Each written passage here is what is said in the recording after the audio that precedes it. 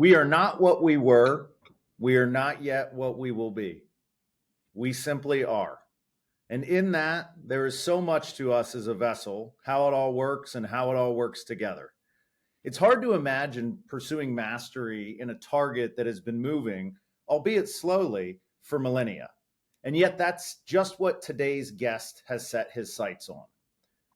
Over the last 30 years, he's been learning, teaching, and expanding his area of discipline, landing him with 100 peer reviewed articles and book chapters relating to anatomy and evolution. He has risen from professor to director and now the chair for the Department of Anatomy at Case Western Reserve University in Cleveland, Ohio. Welcome back to another episode of Coffee is for Closers, where we uncover the common habits that lead to uncommon lives. This week's episode is titled Evolution, Not Revolution, and features Darin Croft, who's a 1993 graduate of our Iowa Gamma chapter at the University of Iowa. Welcome to the show. Thank you very much. I appreciate the invitation. I'm looking forward to this. Yeah, it's going to be a lot of fun, and the fun gets started right away. Honestly, we're going to dive into your consumption habits, namely coffee. So, do you drink it, and if so, how do you take it? I do. We start every morning. My wife and I. We have a French press coffee. We like it dark. I have it with milk and sugar. I should probably kick the sugar habit at some point, but it's a guilty pleasure. And I mostly just have it in the morning. Sometimes I'll have it later, but usually just start the day with it. But if I'm traveling, especially in South America, I'll take a café con leche pretty much any time of day. Nice. And so with the French press, are you fully invested in blanching the grounds and the rinse aspect and letting it steep for a very specific amount of time? Or is it like, hey, beans, hot water, press, I'm good to go? More of the latter. We try to keep a minimum number of minutes before we do the press, but if we get doing other things that get distracted, particularly on the weekends, it may sit there a while before we do it. Nice. So you mentioned this is a routine with the wife. You guys, where do you what part of the great city of Cleveland do you call home? Now we are in the northeast suburbs in a place called Mayfield Village, which technically is a village, which means we're under 3,000. But you don't feel like you're in a village because you're in the middle of the suburbs, but right near the border actually with the county. So we really love it. We were previously in Cleveland Heights, which is very close to where the university was, one of the inner ring suburbs. And we loved it there. You know, the advantages, walkable neighborhoods, love the neighbors. It was really nice. But we moved out here to get more space. We've got a nice big yard. We're very close to one of the metro parks, you know, of the Emerald Necklace here. So we go to North Chagrin pretty much every Sunday without fail and go out there for a trail run. And so being able to do it in 5 minutes is really nice. Yeah, that's really convenient. Yeah, it's a gem. So tell us about, you mentioned in the opening here, South America and travels down there. Give us a little look into what takes you there. Yeah, it's funny how life takes turns and, you know, you never know where it's going to end up, right? And it's about the journey. And I never would have thought I would have spent so much time in South America as I have. I've made, I don't know, getting close to probably 50 trips down there for different things. And it just happened to be that when I went to graduate school at the University of Chicago, the guy that I work with, a gentleman named John Flynn, he and his colleagues have been working in South America. And so that's how I started. They were working, my thesis was on fossils from Chile, but it's sort of a long process to collect fossils and then prep them, et cetera, et cetera. So the things that I was studying, and that was, I guess it'd be in the later 90s, had been collected, you know, almost a decade earlier. So I actually didn't go to the sites for the fossils I was studying, but I did get a chance to go there in 1997, I think was my first trip, way to the northern end of Chile, which was really interesting. And it was probably a great field experience because it was one of my most challenging field experiences I've ever had. And so after that, everything seems easy. It's sort of a miracle that I decided to go back. But the place that we went to was up in the extreme northern end, right where it's close to Bolivia and Peru, up in an area called the Altiplano, which basically the baseline elevation there is around 12,000 feet. And then you can just go up. So we were doing field work close to 14,000 feet. And it's high and it's dry and it's really cold. And we were there in the Chilean winter because it's drier. But we found some really cool fossils there. And that set me off on some other directions within my research. But I've stuck with South America the whole time, partly because for the things I study, you don't find them anywhere else. I always tell people South America, between where we are now and when the dinosaurs went extinct, 66 million years ago, it was like Australia is today, totally isolated, and the animals that you find there, you don't get anywhere else. So some paleontologists will bop around to different continents because they study tyrannosaurs or, they study saber-toothed cats that get from, one continent to another. But the things I work on they mostly evolved in South America and they diversified in South America. And with only a couple exceptions, they never got off of South America. So I noticed as we were prepping your bio, you had a particular focus on horned armadillos and rafting monkeys. Did we read that correctly? Kind of. That's the hook for my book. Okay. I wrote one of the things that I did was published in 2016, but when I was back in graduate school, and so I traveled 93, 94, and then I put graduate school off a year, and then started graduate school in 94 and graduated with my PhD in 2000. Once I got into South American paleontology, there's this guy who very famous, known as George Gaylord Simpson. And he had worked a lot in South America, but he's also really famous for just early evolutionary theory, the modern synthesis and things like that. And he had written a book called Splendid Isolation in 1980. And that was I found it to be just a great introduction to the mammals of South America. That's what I work on. And I read that as a graduate student, and I loved it. I thought it was he's such a smart guy and was able to distill it down, though, so that it was digestible. So it was a really neat combination of good information, but, it's not like sitting down and reading a textbook or something like that. And he had intended it for a general audience. I don't know how many people have read it. I don't suppose you two have. And I tell you, if you want to find a copy, it's not that easy. But people who are in the know, it's sort of a classic book. And that phrase, splendid isolation, you'll hear describe South America because it was isolated, right? And so as a graduate student, I took that as inspiration. And then, as I went on and learned more, I always thought it'd be great to do an updated version of it because science changes pretty quickly. And although it was a great book from the standpoint of content, it didn't have any reconstructions of animals. And these animals, most of them, don't have any living representatives. Or if they have living representatives, they're really different than the things that were living millions of years ago. And I think if you're going to do a book for the public, it really helps to have illustrations. So at some point I thought, I would love to do sort of a pop science book that is focused on the evolution of South American mammals that would have nice reconstructions of these things. And then also I took it from a different perspective because, field work is something that really always got me interested in paleo. Like when I grew up in Nebraska in the eastern end in Omaha, and that's a place, we don't have any dinosaurs in Nebraska. We have fossil mammals out west, but we have ocean fossils, which is what you have here in the Cleveland area too. And ours are a little bit younger, but you could go to some of the limestone quarries and find essentially fossilized reefs with corals and little things called brachiopods and all sorts of interesting stuff. And I had a really great teacher for third grade who had a whole unit on it, and that really got me inspired, going out and finding things, evidence of life millions of years old that no one's ever seen before. So when I went to do paleontology, I always got interested in field work. So I went to graduate school. We got to go to the field in Chile, and I've been to a variety of other places too. And I thought, that would be a nice angle for a book. A lot of books are a walk through time, which is what this one is, but I'm going to do it focusing on different sites.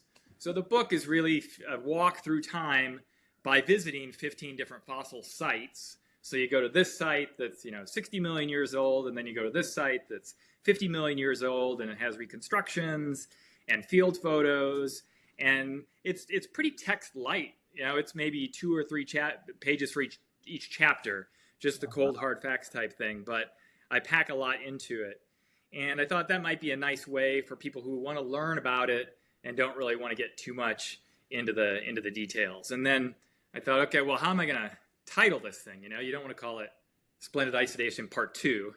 Yeah. And so I thought, what is it really that's super cool about some of the extinct South American mammals? What are some of the neatest things? One, I think, are horned armadillos. And this is one of these groups. Everyone knows what an armadillo is, right?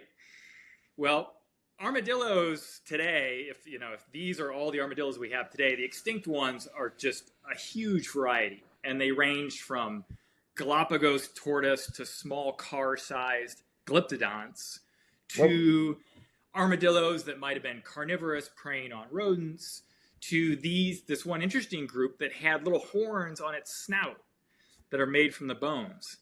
And those lived about 16 million years ago in all sorts of different sites. But it surprises people to know that. And I thought, that'd be a cool thing to put in there. Well, it caught our the attention. Rafting monkeys.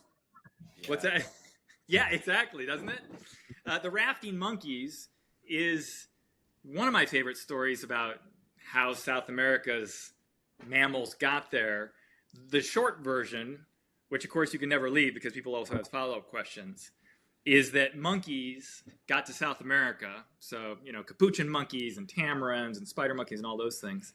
Their ancestors got to South America by rafting over the Atlantic Ocean from Africa, probably about 35 million years ago. Whoa. I know. It sounds crazy. It sounds like fantasy. And then people are like, what? Rafted? And they have a It's picture like a in their Disney mind. movie in the making. Exactly. How did they? Right? I mean, what is the theory on how they ate? Well, so there are a lot of different aspects to it, but it would not be that long of a journey. One aspect of it is, if you've heard of plate tectonics with the big plates over the Earth moving around, well, in the middle of the Atlantic is a ridge that's pushing South America and Africa apart. So if you go back in time, it's not as big as it is now. Additionally, the currents would be heading from Africa to South America, and people have tried to model it, and they think it would probably only be a week or two actually on a raft. And the idea is that, we think of a raft like a little Kon-Tiki or something, but this would probably be a huge, really floating island of vegetation and earth that was probably shot out of a big river during storm season. So they probably had plants with fruit and other things like that. Plus, some primates can slow down their metabolism, call it torpor, for certain periods of time, and that might have helped them as well to be able to make the journey. Man, incredible! I mean, it's crazy. Out, it's really crazy. I'm a little silent right now because I'll just show you here on the back behind me. I have from Cosmos to the Origin of Species and the Beak of the Finch, and one of my favorite reads recently that is maybe on the subject of South America is it's called "Where the Wild Things Were."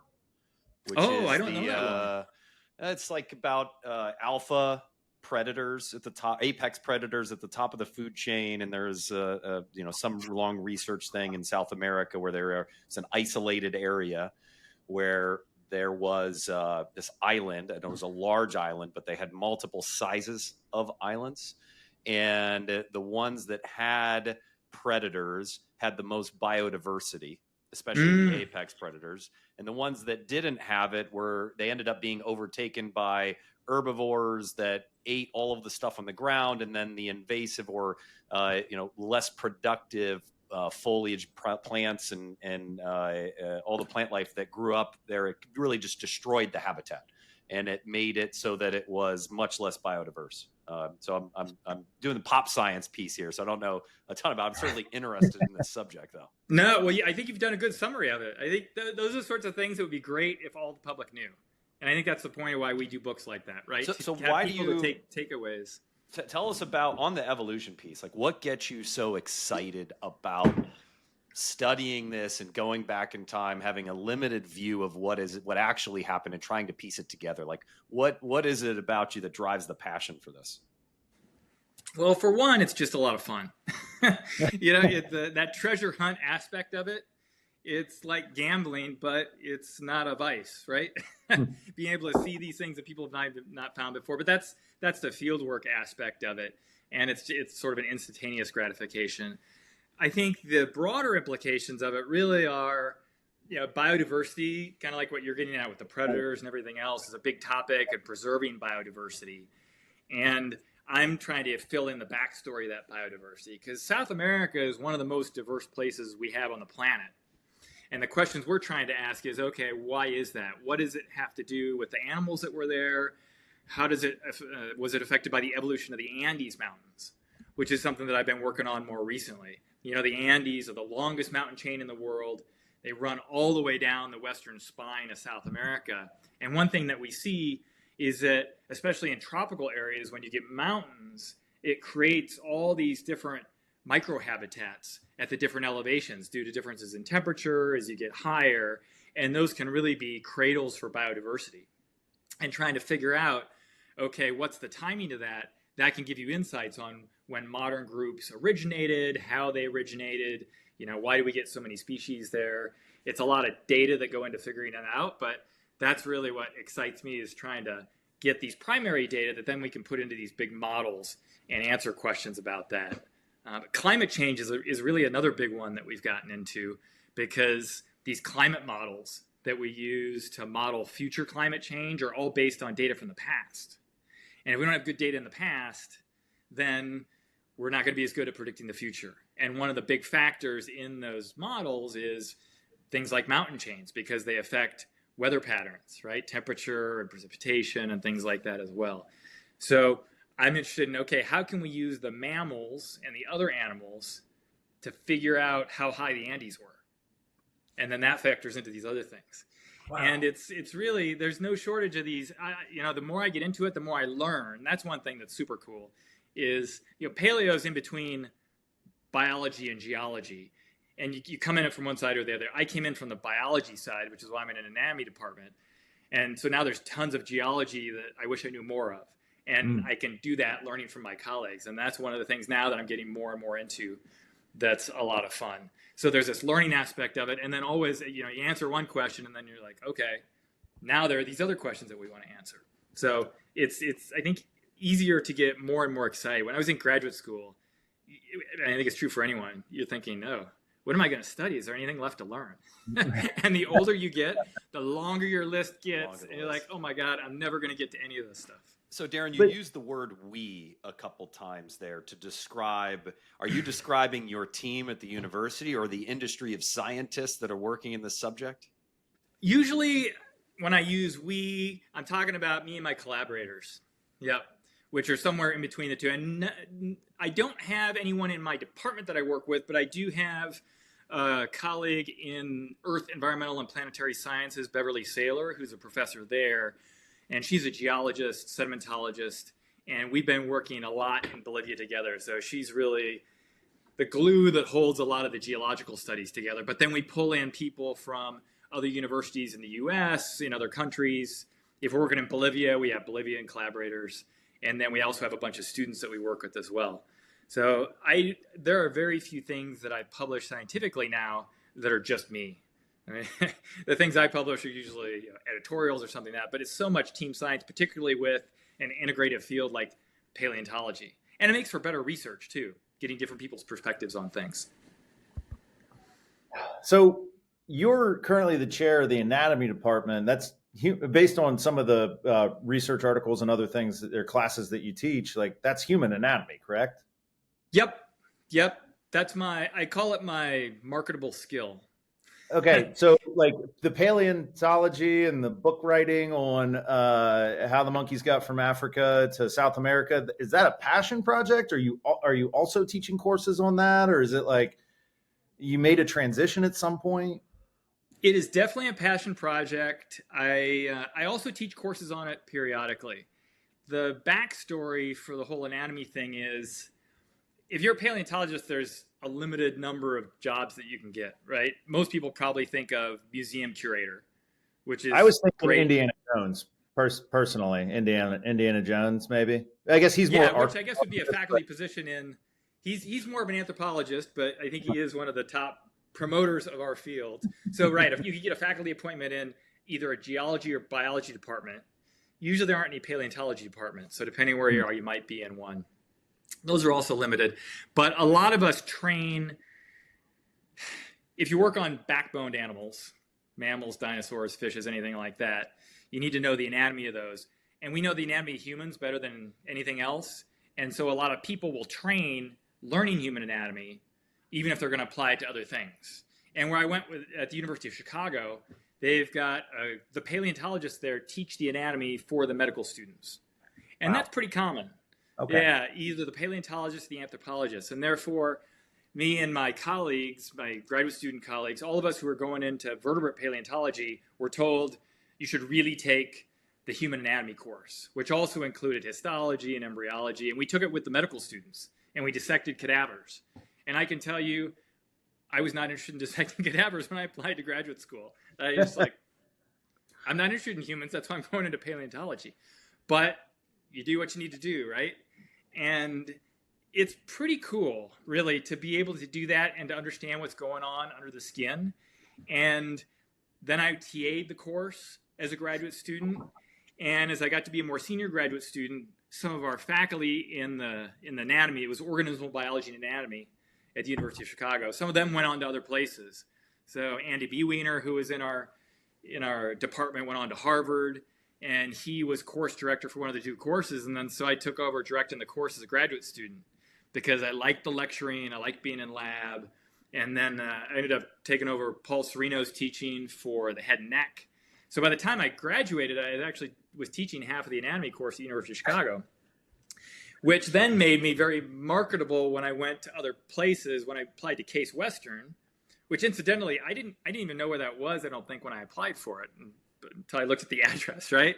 Because you wouldn't necessarily know that it's in Cleveland. But I was pleasant to see it was a good school. And they were really just interested in someone to teach anatomy. They weren't looking for a paleontologist or anything. They did want someone who did research. And so I applied for it, but they basically hired me to teach anatomy. And so that's mostly what I do for medical students. We have a graduate program mostly for students who want to go to medical school. So they'll do our course-based masters. We also have undergraduates and things like that. Some of our courses are for upper-level medical students as well. And then every other fall, including this fall right now, I teach a course called Mammal Diversity and Evolution. And that's one that I really love teaching, mostly for undergrads, upper-level undergrads, and then some of my graduate students, my research graduate students will take it. But we march through all the groups of living mammals, most of the orders, almost all of the families. And we learn about their ecology. They have to identify skulls of a lot of different things. We pull in scientific literature, and it's a lot of work. I won't lie. A number of students that always drop early in the semester, but those that stick with it, I think they really like it because I push them a lot, but those that stick with it do well, and they learn a ton through it. And I love it because I get to talk about mammals, every Tuesday, Wednesday, Thursday for a fall. Oh, it's so cool, man. What's it like going as yourself during Halloween as a paleontologist? Has that made it pretty easy? You just wake up in the morning and you're dressed already? Yeah, exactly. Yeah, it is one of those jobs. I would imagine a high percentage of children over the past 50 years, maybe longer, but especially in the last since Jurassic Park, paleontology is at the top of the list of this is what I want to be when I grow up. They don't find out till later that, like you've laid out there aren't many. And there aren't many that are actually doing it in a way that they've got research funding or that they're employed. And in this case, leading anatomy and teaching, something that's related but different than that subject. So you've got one of those dream jobs of all of us when we were adolescents. Awesome. I do appreciate that. Yeah. One thing, I think it's a great entrance to science, and I always tell parents and kids when I'm doing things like that, it's no one's intimidated by paleontology, right? They're sucked in by it when they're a little kid and they learn these big names, and it's a great introduction to science to see that science is not scary, or science isn't always just a white lab coat working on a bench, right? Which is I don't want to say it's a continuing battle in the School of Medicine. I'll say it's continuing education that I do with my colleagues who are used to, when they think of a researcher, they think of someone who has a really, they get really big grants, multi-millions of dollars. They're supporting graduate students and postdocs, and they have big benches and things like this. And I don't fit that mold. My grants are much smaller because I don't need that much money to go to the field, and I don't have a lab of people I need to support. And so that is one of the challenges of being a paleontologist in medical school. But I think if you have good support from administration and good colleagues to just who can judge your research by your papers and other things like that, and not necessarily by the dollars, then it's a great job, as a matter of fact, because museums can be great places to work, but economically, they're nothing compared to a big university with a big med school, right? Which has a much more solid base. So a lot of my colleagues at museums, they're really, really tight budgets, and it can be a real challenge from that standpoint. Speaking of colleagues and departments and things of that nature, just occurred to me, you've got another SIGEP in the School of Medicine. They're running a lab. When you brought up the guy in the white coat sitting over a bench, Tyler Miller, who runs, he's in the pathology department and runs some type of RNA lab in the School of Medicine. He's a SIGEP from Ohio State. I did not know that. When did he graduate? He graduated Ohio State in 2010. Yeah, and then he moved. He's from Ottoville, Ohio. Moved to Case Western. He was at Mass General, and then came back to Cleveland in 2022 or 3, maybe. But he's the youngest guy in the history of Case Western to have his own lab, I guess, or some fancy accolade. But yeah, maybe you'll bump into him in the faculty lounge or something. I'll have to look him up. Our interim chair, before I was named chair, is the current chair of pathology. Okay. So we have a lot of interaction with pathology. Yeah, we have a past student from our master's program who's now is heading up the residency program in pathology. Turns out my wife is a pathologist, but she's at Cleveland Clinic rather than UH. So I have an affinity for pathologists. They're kind of the scientist physicians. This is their reputation, right? So that's great. Well, speaking of SIGEP, you grow up in Omaha, you're knocking around some limestone quarries, and you find your way to the University of Iowa. Is that a pretty well-worn path out of Omaha, or were you like, this has got to go here? It was definitely an intention to do something a little bit different. I don't know the real statistics. My impression was, at our high school, of the people going to college, 90% went to Nebraska. And you might get a few that trickle out to other, what were then Big 8 schools, Iowa State. And so Iowa, that was really far. That was, the other, and a Big 10 school nonetheless. So that was like really crossing a divide there. But I wanted to go to a big public school.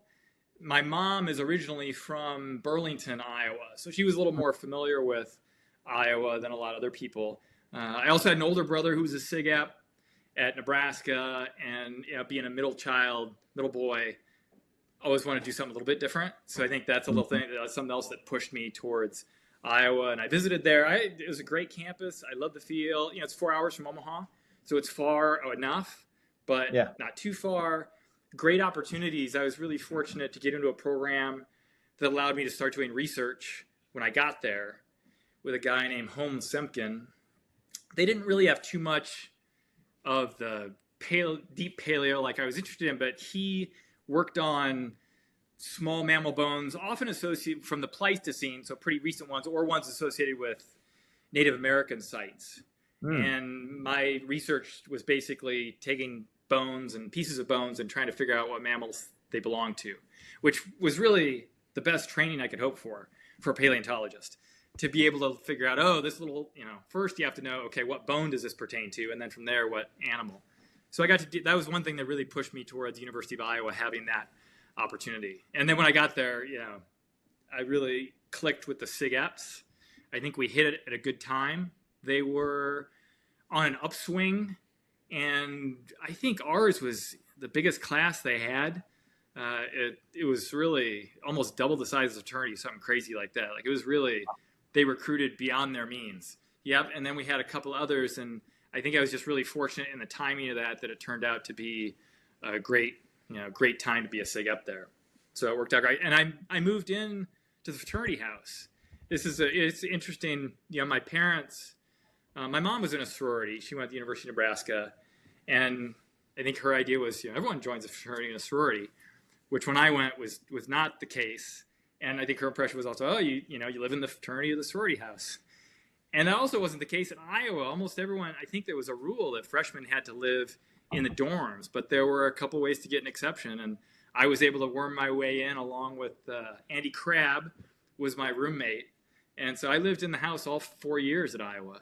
And it was a great experience. Yep. So cool. Started in the lower level and worked our way up, and then came back down to the presidential suite there at the end. All right. So you were so by your senior year, you were the president then. Well, yeah, matter of fact, I did it twice. If you can believe that. Yeah. And you know, it was a great experience, I will say. I don't know how many, well, there are two, obviously. I don't think there are a lot of academics that come from fraternities. I'd be interested to see the statistics.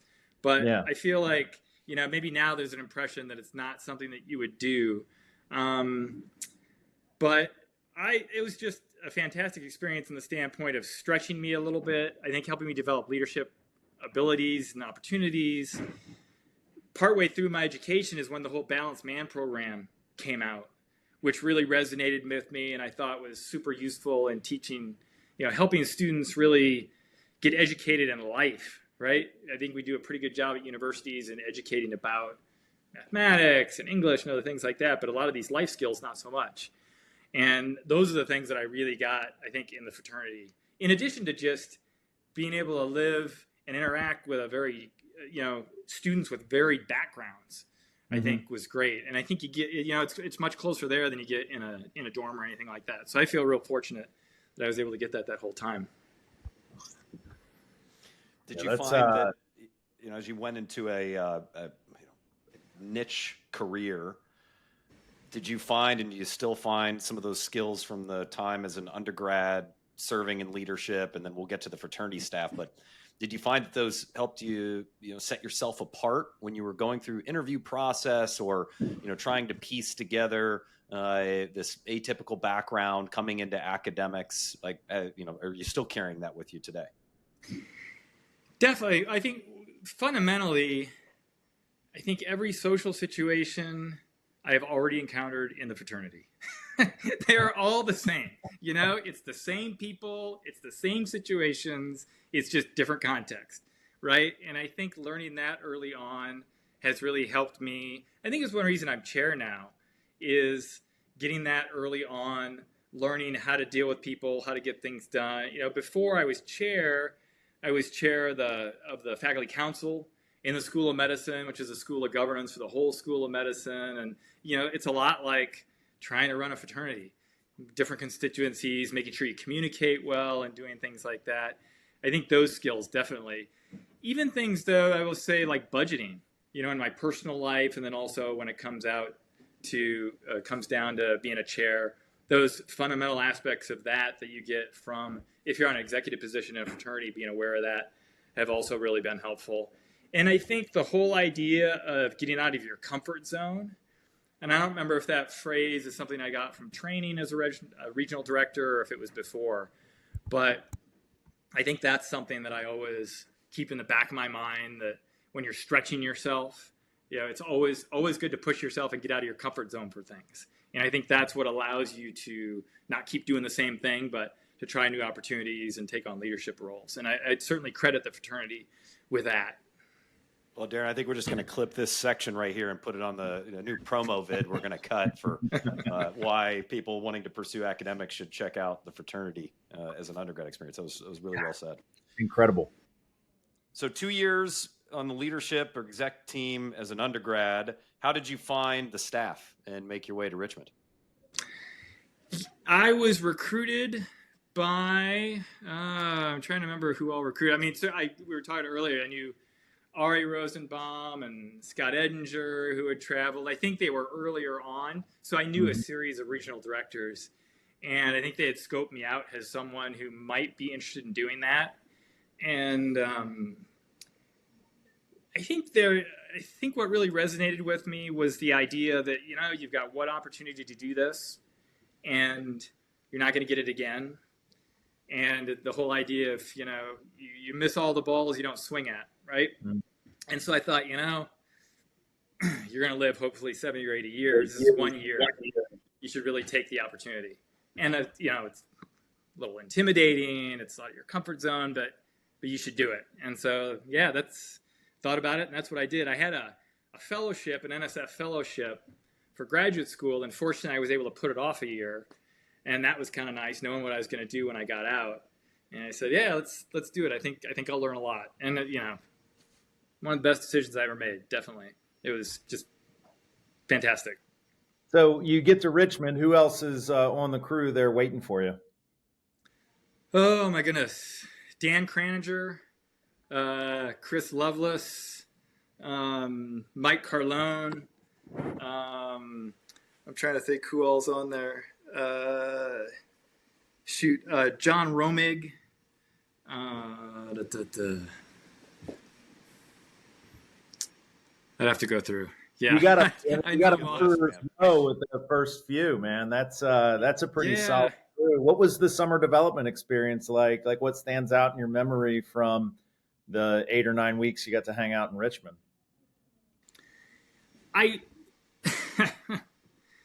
Ken Maddox, a man of few words, but the words counted. You know, yeah. I think that definitely stood out. It was great to see just the cavalcade of different people who came in and just provided little nuggets of things. And there's still things that I repeat from. Some of them I remember I got from regional director training. Others I don't know where I got them from. I probably got them from there. But one of my favorites is What Counted Counts, which came from there. And I use it all the time still. Like, you know, results are bullshit is a classic one. And it's just things like that.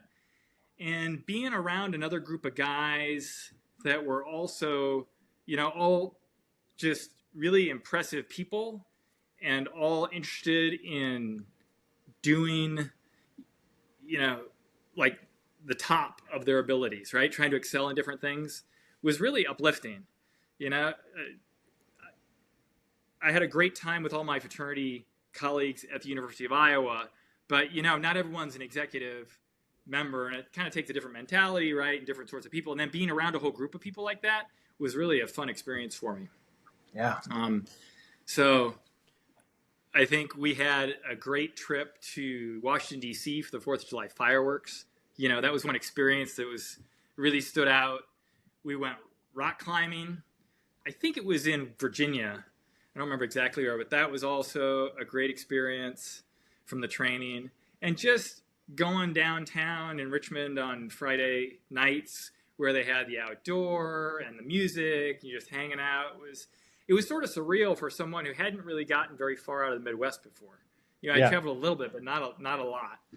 And it was really just a cool experience.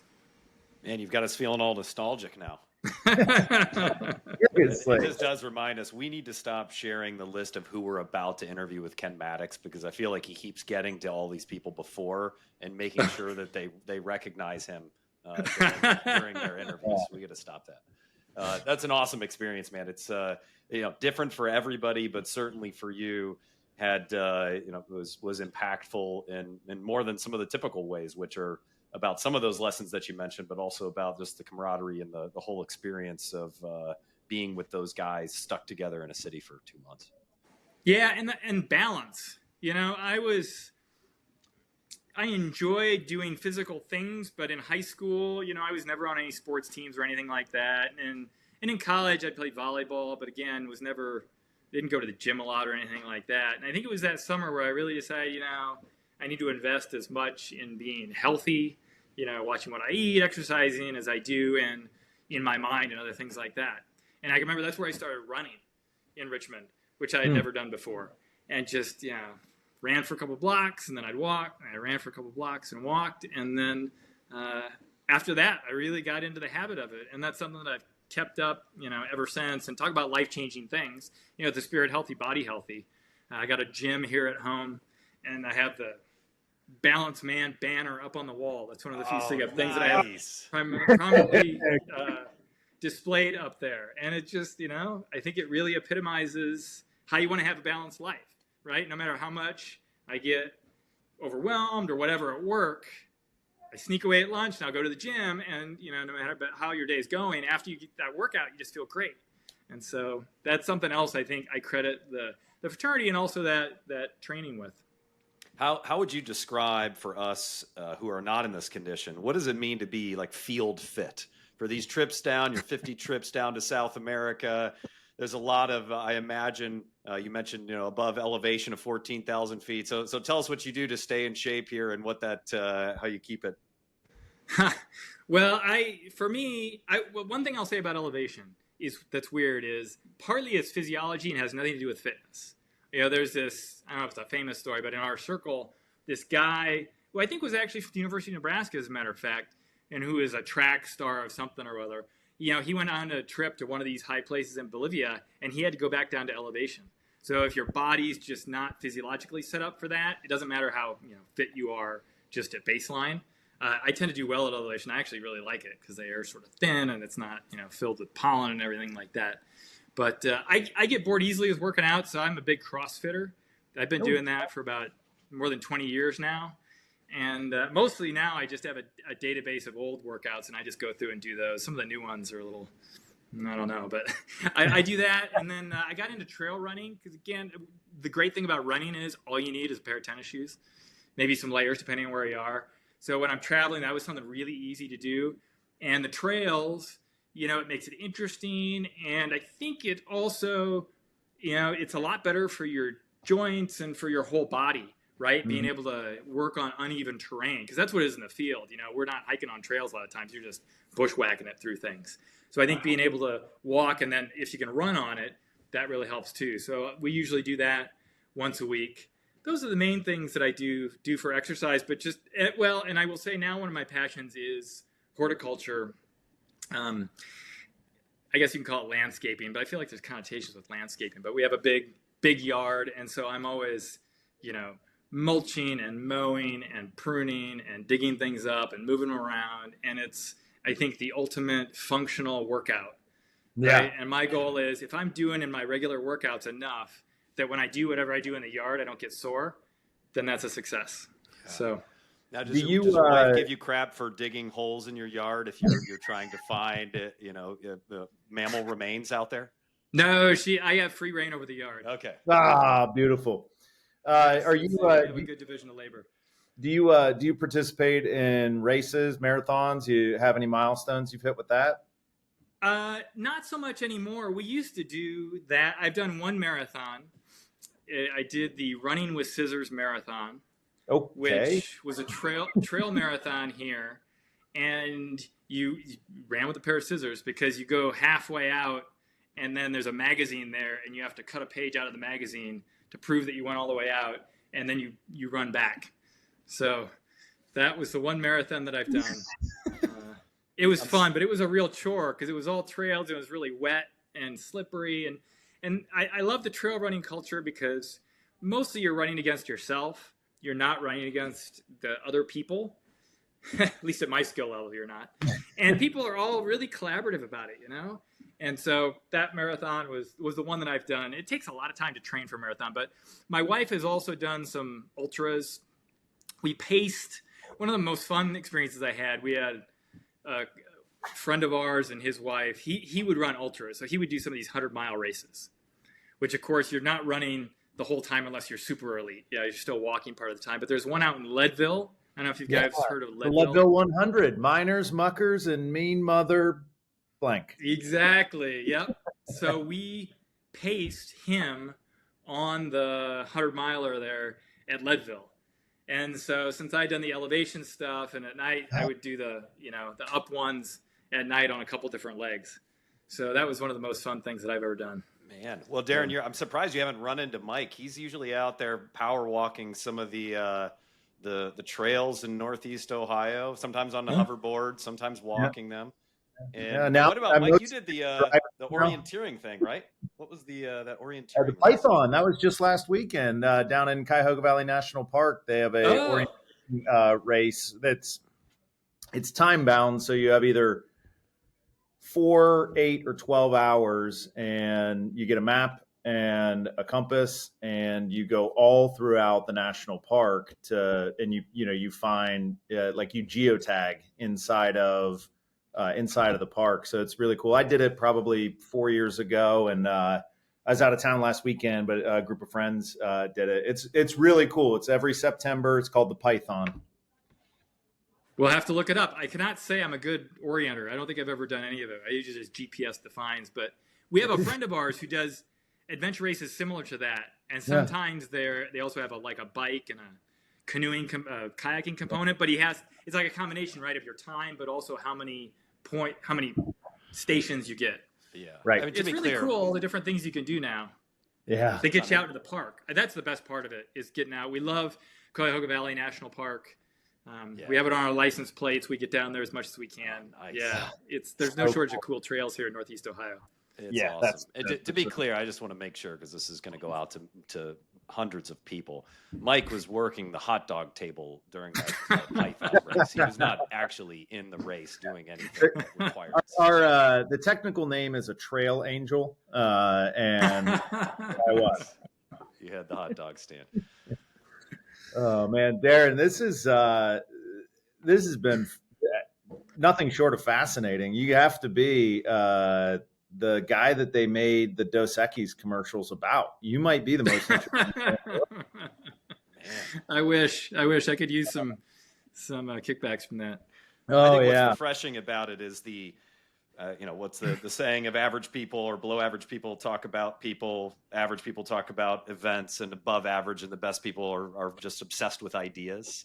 And what's really refreshing about this conversation today is just in the academic pursuit, in your case of paleontology and anatomy, in this constant need to continue to learn. As you said earlier, the list keeps getting longer and longer, and your time, is getting shorter. And there's probably this anxiety of how much more can I stuff into my brain? It's just refreshing to have a conversation like this, because there's just something interesting about science and answering some of those questions. So it's been really awesome. Thanks. I've really enjoyed it. I will say the other thing that I loved about South America is learning Spanish and learning about the cultures. I didn't take Spanish, I took German, and I started picking it up when I was in graduate school, and that's something else that I'm always trying to polish and get better. And so, how fluent are you in Spanish? Good enough to be dangerous. Yeah, I give talks in Spanish. I can, I don't even think about it. I mean, Mike nailed it with the Dos Equis things. How many cool features do you have? We may have run through all of them. That's a lot. That's more than Mike and I have combined. Absolutely, it's great. It's great for keeping the mind going. It's one of those things you can never perfect too much. Yeah, I'm a perfectionist, obviously, in case you didn't get that. And languages are a great thing that you can always keep working on more and more. And you get it through talking to people and learning about their culture. It's super fun. Well, Darin, let me put in a plug. Have you guys been to South America yet? No. You should totally go. I think for whatever reason, most North Americans don't even think about it. They think if they're going to travel, they're going to Europe or Africa. But South America, you've got everything that you could want. Most part, it's totally safe, and you're never more than a couple hours time difference. It's usually economical. I can't say enough good things about it. Argentina, Chile, Bolivia, Peru, Ecuador, Colombia, they're all fantastic. I haven't gotten to Brazil yet, trying to work on it, but definitely if you get a chance, get an excuse, go to South America. Well, if we find out that you in a couple of years are on the tourism board for the continent, we won't be surprised. That's a great plug. Darin, we like to wrap these up with the set of questions we call rapid fire. The data collecting off all of our guests. So we're going to dive right in with the first one. The 1993-1994 regional director group. Would you call that a great regional director group or the greatest regional director group? Oh, I think it's got to be the greatest. I don't know that I have the data to support that, but that's what I'm going to say. Yeah, that's right. Just bend the map till you get there. What was your favorite summer development session? Oh, I don't know if the rock climbing counts as a summer development session, but I think that was my favorite. Team building activity. Exactly. We'll take that one. During your time on the road, where'd you travel and what was your biggest win? Oh, I had the South: Mississippi, Alabama, Georgia, Florida, and South Carolina. Whoa. Um, All right. Boy, biggest win. That's a tough one. I think starting the new chapter at University of South Florida, which, if I'm not mistaken, I might have done with Scott Edinger. I'm trying to think who I was working with. Was expansion then?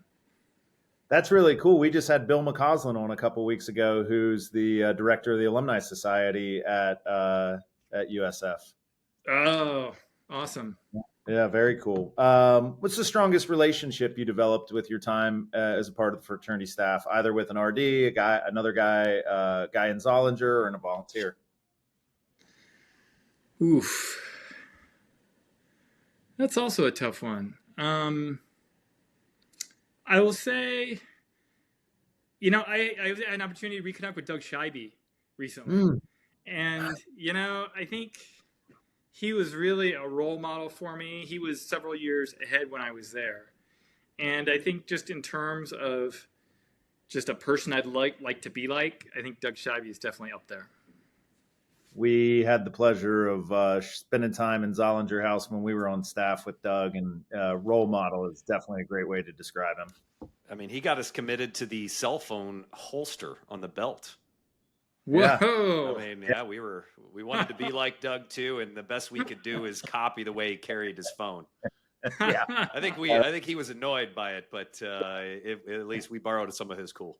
he's 100% annoyed by it. Yeah, there's no doubt. Darin, what's the best book you've ever read, not including the one that you wrote? Oh, I'm not sure I ever read the one that I wrote, frankly, at the end of it. What's the best one? Splendid Isolation is up there.